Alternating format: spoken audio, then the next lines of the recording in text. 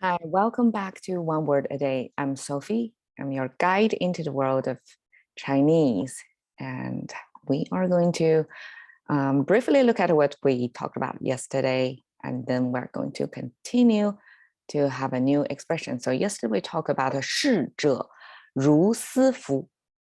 It's a kind of old Chinese saying, kind of Shakespeare, in English. It's old Chinese that words like 者, like 斯夫, like all of these are old way of saying. Like in contemporary Chinese, we never use the word like that. Well, maybe not. Like a 者, we do have like a 记者, 学者means a group of professions, a type of person. So 者, we can refer it to a person.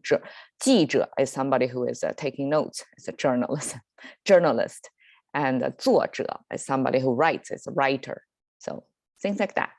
So we do use, but in a different way. 逝者, it's somebody who passed away.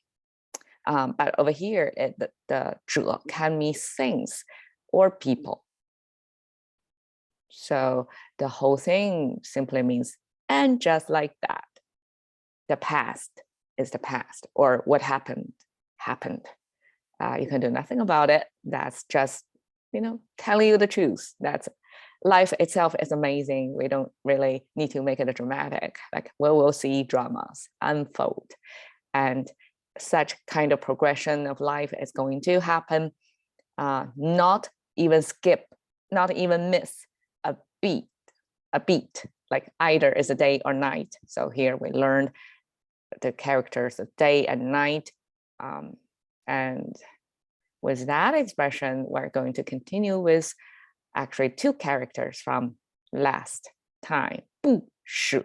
So 不舍 here is not missing or not skip day or night, right? So here it's kind of not skip too, but because it's pairing with another noun. So in this context, it transformed its meaning. So that's the beauty of Chinese, like same word combined with different other words, it can change its definition.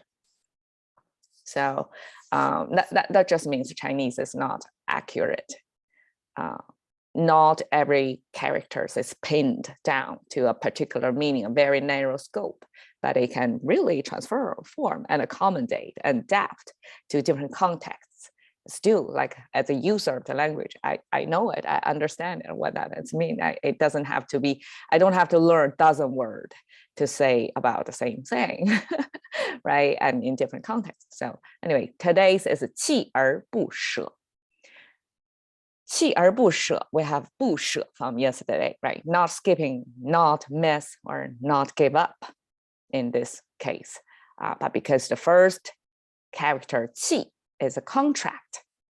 So in English, we have, if we give up a contract, that's the word rescind, right?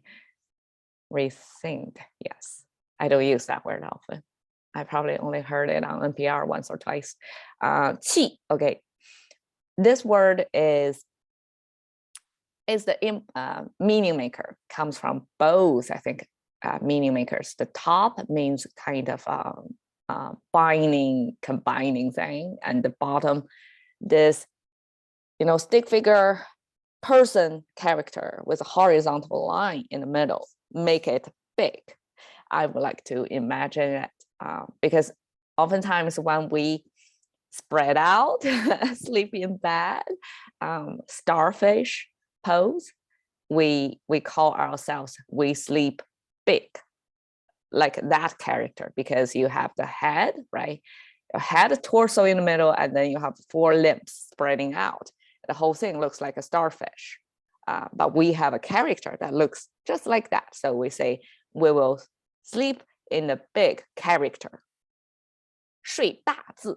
So you sleep in that pose, okay? And so it's a big contract, something like that. But over this contract thing, it can further break down into two components. The right side is a knife. you can kind of see, right, the shape of a knife with a little bit curve over here. And the left means abundance, means kind of like we often use it as a good harvesting year, that 丰收. So it means you have a good year, a lot of crops. So it's a good sense. So I don't know, like with the knife and with a harvesting good year, somehow it is a contract. So there you go. Something mystery I cannot explain. But the whole thing means 契, means agreement. I guess mostly it's written because it's more formal.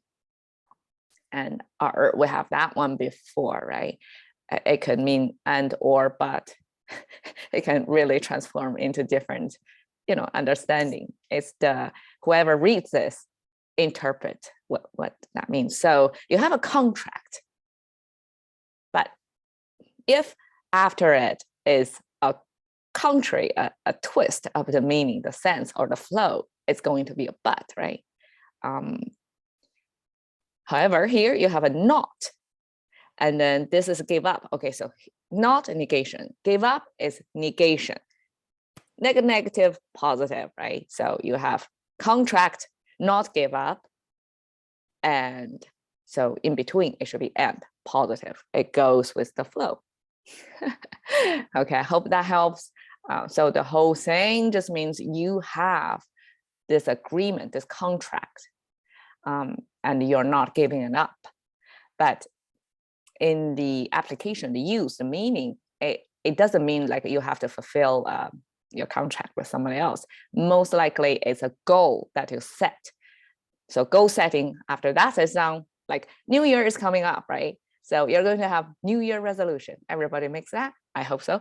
And then you're going to stick it through, right? Watch over, like you're going to stick with it, your plan. So that's kind of like this, like you make a contract with yourself. You have your own goals set up, and then you are not going to give it up that easily, at least, right? So that's the kind of spirit we talked about here.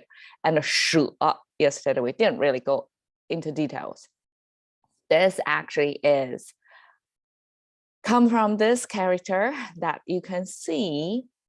The top is a roof, exactly like a roof looking thing. And the bottom, you have the mouse, you have a kind of plant looking thing. So the whole structure simply means a housing. I guess it's kind of like the ancient housing, that you have a kind of foundation. Over here is not a mouse, it's a foundation, and then you have walls, right? And you have a beam, you have a horizontal beam, vertical beam, and then this is the house structure. And so this word originally means housing, means shelter, but it was borrowed from some other word that with the hand symbol on the left side. Hand symbol is just written like this. I don't know if you can visualize that, but there is a simplified hand component on the left. Eventually people discard that part, but with a hand, that means, remember before we learned the word lost, like you have it and then you have something over here pointing, that means it's off your hand, you lose it. But here in this case, you have the hand and then you have this right side, that means housing. Altogether, it actually means you intentionally give it up. It's not it's lost, slip off your hand without you noticing it. It's you intentionally made the decision to give it up. So in this context, it becomes rescind, right? So you make that agreement a goal, you're not easily giving it up. The easily is not saying here, but it's not even like non-discussable. There's no degree there, just not giving it up. Okay, so the whole thing, another persistence. So we have learned in 愚公移山, we have 誓不罢休. So that one is you make the promise, you are not 不 but you're not going to stop or rest. So you keep going, right? That's the other word. But this is like you make a contract and you're not going to give it up. So it's the same kind of meaning. So persistence, there you go. And on the right side is a kind of stem carving, which I guess a kind of a unique Chinese, because I mean, stamping as a form of, quick signature, but because it's a fixed, right? So everything already carved in you. And I guess there were some ways to tell the real from the fake. So it became a kind of formal signature that only people of certain status have a kind of stamp, and then eventually become a kind of symbol of power, right? So whoever has the stamp has a certain power to sign something, right? Sign up something on behalf of a group.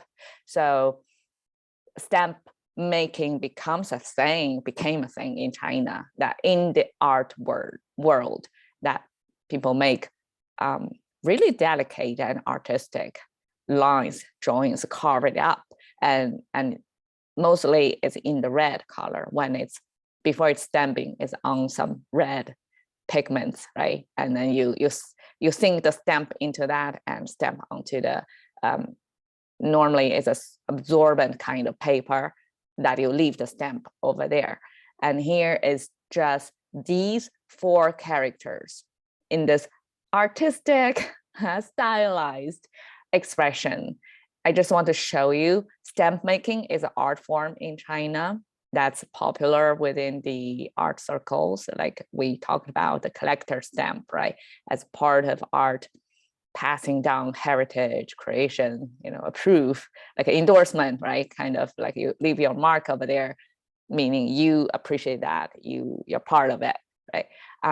And this is kind of a blow up view of one possible layout of a stamp, because most of Chinese phrases are put in this 4 characters together, right? So it would be perfect to have this structure 1, 2, 3, 4 layout, right? And Chinese mostly like in our more than standardized, the computerized, the digitized, the Chinese characters, it looks like all these strict words, but it could look really delicate, right? All the the proportions, the sizes, there are a special arrangement of it, and even the lines, it can be curved. Like there are a lot of curves. So Chinese is not just straight lines. It can come in this curved shape. Remember we talked about this bu, the origin of the sky, a bird flying toward the sky, not going down. So that's that image. And it almost looks like arch, a bow thing, like shooting up, arrow shooting up. And here it carry over that arch. And here the art also carrying over this arch. Isn't that beautiful? And it's a good meaning as well. That is a reminder to ourselves that if you decide to do something, don't just easily quit, don't give it up, and have some persistence that will carry you far. All right, so that's today. I hope to see you another day. Thank you.